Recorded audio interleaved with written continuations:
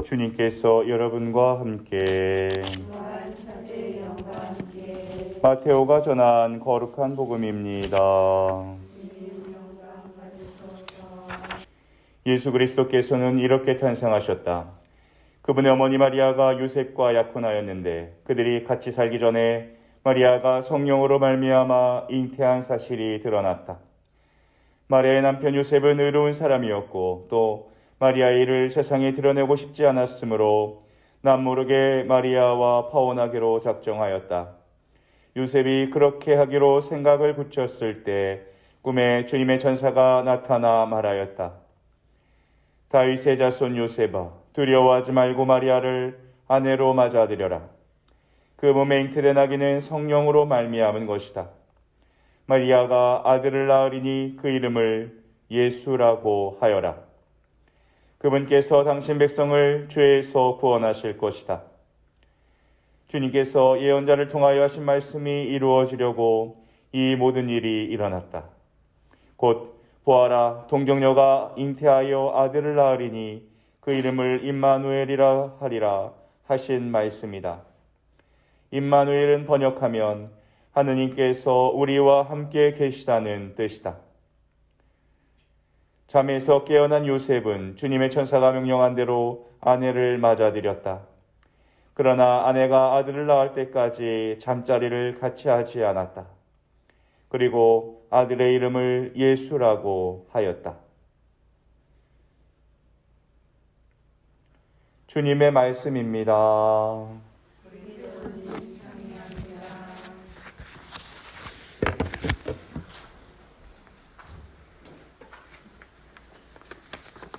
구유 경배를 성가 없이 하니까 십자가 경배하는 성목요일의 분위기가 났습니다. 뭔가 예수님의 슬픔을 우리가 함께한 것 같은 기분이 드는데요. 성가가 이렇게 중요하다는 것을 오늘 또 한 번 느낍니다. 우리가 숨쉬고 있다는 것을 언제 깨닫느냐면 숨을 쉬지 않을 때 깨닫게 됩니다. 우리에게 당연한 것들이 없어진 이 순간 많은 것들이 또 새롭게 다가오고, 저도 생각해보니 사제소품 13년 만에 처음으로 성탄 미사를 집전하게 된 것이죠. 부활 성야도 마찬가지였습니다. 뭔가 새로움 속에서 하루하루가 지나가고 있습니다. 오늘 주교님께서 담화문으로 말씀하신 대로 임마누엘 하느님이 성탄의 가장 놀라운 신비입니다. 성탄절은 분명히 2000년 전 예수님이 아기의 모습으로 베들레헴에 오신 사건이었지만 하느님이 우리와 함께 하신다라는 이 놀라운 축복은 지금 우리에게도 그대로 이루어지고 있습니다. 예수님은 베들레헴에만 나신 것이 아닙니다. 그분을 믿는 모든 이들의 마음에 동일하게 태어나셨습니다. 그래서 우리의 성탄절이 됩니다. 나의 성탄절. 하느님이 나와 우리와 함께 하신다. 그리고 그것이 예수님의 이름이 되는 것입니다. 그래서 우리는 오늘 과거의 예수님을 기념하는 의미로 모인 것이 아닙니다. 지금 내 안에 태어나신 그 예수님의 탄생을 기뻐하고 감사하기 위해서 모인 것입니다. 예수님이 내 안에 오셨다. 지금 예수님은 내 안에 계십니다. 그 예수님의 탄생일입니다. 그것을 정말 믿는 것이 중요합니다. 믿음은 눈에 안 보이는 것을 머리로 동의하는 것입니다. 거기에 대한 내가 갖고 있는 신념이나 확신을 믿음이라고 합니다. 하지만 성경이 말하는 믿음은 그렇게 좁은 개념만은 아닙니다. 우리가 알고 있는 믿음의 개념으로는 성경에 나오는 믿음을 다 이해하기가 어렵습니다. 그래서 성경이 말하는 믿음을 우리가 쓰는 말로 어떻게 잘 번역할 수 있는가 하면 바로 산다라는 말이 되겠습니다. 산다라는 말은 그대로 성경에서 산다라는 뜻입니다. 예를 들어 십자가를 믿는다. 십자가를 산다는 뜻입니다.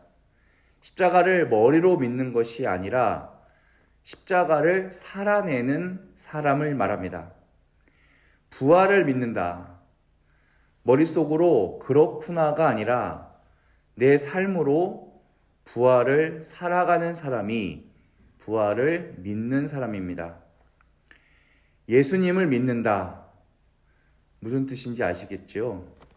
예수님의 삶을 살아간다는 것을 의미합니다. 우리는 내일 성탄대축일 복음에 말씀이 사람이 되심을 묵상합니다. 육화의 신비입니다. 하느님이 인간으로 사신 겁니다. 이 안에 모든 복음이 다 요약되어져 있습니다. 복음이 뭐냐? 육화의 삶을 살아가는 겁니다. 구원의 역사가 언제 벌어지느냐? 육화가 삶이 될 때 이루어집니다. 우리가 언제 구원되느냐? 하느님께서 인간의 모습으로 오시고 우리 중에 한 사람의 모습으로 살아가셨을 때 구원이 시작됩니다. 하느님이 하늘에서 초월적인 모습으로만 존재하고 계실 때는 아무런 일도 벌어지지 않았습니다. 하지만 그 하느님께서 스스로 낮추시고 인간의 모습이 되셨을 때 구원이 시작됩니다. 자신의 모습을 버리고 죄인들과 함께 사셨을 때 복음의 역사가 시작됩니다. 그래서 우리가 선교를 잘 못하거나 성소로 인도를 잘 못하는 것은 육화의 삶을 보여주지 못하기 때문입니다. 성당에 한번 나와봐, 예비자교리 한번 나와봐, 말로만 하고 안 나오면 그만인 겁니다. 선교와 성소 개발은 육화하는 것입니다. 그 사람과 같아지는 겁니다. 그 사람의 입장에 서는 것입니다. 같이 서서 구원의 길을 가자고 손붙들고 함께 있는 것이 선교이고 성소 개발입니다. 난 여기 있으니까 이리로 와라가 아니라 그들과 같아져서 같이 가자는 겁니다. 바오로 사도의 선교 방법은 바로 이렇습니다. 고린토일서 9장 21절에 나는 하느님의 율법 밖에 있지 않고 오히려 그리스도의 율법 안에 있으면서도 율법 밖에 있는 이들을 얻으려고 율법 밖에 있는 이들에게는 율법 밖에 있는 사람처럼 되었습니다. 약한 이들을 얻으려고 약한 이들에게는 약한 사람처럼 되었습니다. 나는 어떻게 해서든지 몇 사람이라도 구원하려고 모든 이에게 모든 것이 되었습니다. 선교 방법은 바로 육화의 방법입니다. 그들과 같아지는 것. 내가 사도고 내가 능력이 있으니까 내게 와라가 아니라 그들과 같아져서 그들 중 한 사람이 되는 것. 그게 바로 육화이고 그때 구원의 역사가 나타나기 시작한다는 것입니다. 아이들을 선교하고 싶다면 아이들과 같아져야 합니다. 그래야 그 사람을 선교할 수 있습니다. 복음을 증거할 수 있습니다. 자기 모습으로 여전히 남아서 난 어른이고 능력 있는 사람이다. 그 신분에 여전히 머물러 있다면 아무런 일도 일어나지 않는다는 것입니다. 육화는 그래서 낮아지는 것으로 시작됩니다. 이렇게 육화라는 말을 우리가 쓰는 말로 바꾸면 바로 사랑이 됩니다. 서로 사랑하라. 이것은 서로 육화의 삶을 살으라는 뜻입니다. 우리가 살면서 가끔 호의를 베풀었는데도 오해를 살 때가 있습니다. 그것은 내 입장에서 사랑해서 그렇습니다. 그 사람에게 정말 필요한 게 뭔지 그 사람 입장에서 서보지 않고 일방적으로 베푸는 호의와 사랑은 심하게 말하면 폭력이 될 때가 있습니다. 여우가 친구 두루미를 초대해서 맛있는 음식을 아주 얕은 접시에 대접합니다.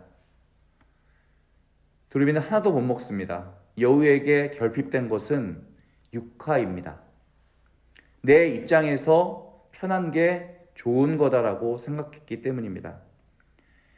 반대로 두루미가 여우를 초대합니다. 꽃병같이 긴 그릇에다 맛있는 음식을 넣어 놓습니다. 복수하려고 그런 건 아닙니다. 서로 이해를 못했기 때문입니다. 내가 사랑과 호의를 베풀 때도 항상 전제해야 되는 것은 육화입니다. 상대방 입장에 서는 것, 상대방과 같아지는 것, 그래야 사랑이 될 수 있다라는 말입니다. 그래서 성경이 사랑하라 하는 것은 예수님의 모범을 따라서 육화의 사랑을 살아라, 그 뜻입니다. 우리가 성탄에 결단해야 할 것은 육화의 삶을 살기로 결심하는 것입니다. 주님이 이 땅에 오심을 기억하는 사람이 누구냐면 육화의 삶을 살아가는 사람, 그 사람이 사랑의 사람, 믿음의 사람입니다. 오늘 오시는 예수님께서 저와 여러분을 육화의 삶으로 초대해 주시기를 기도합니다. 아멘.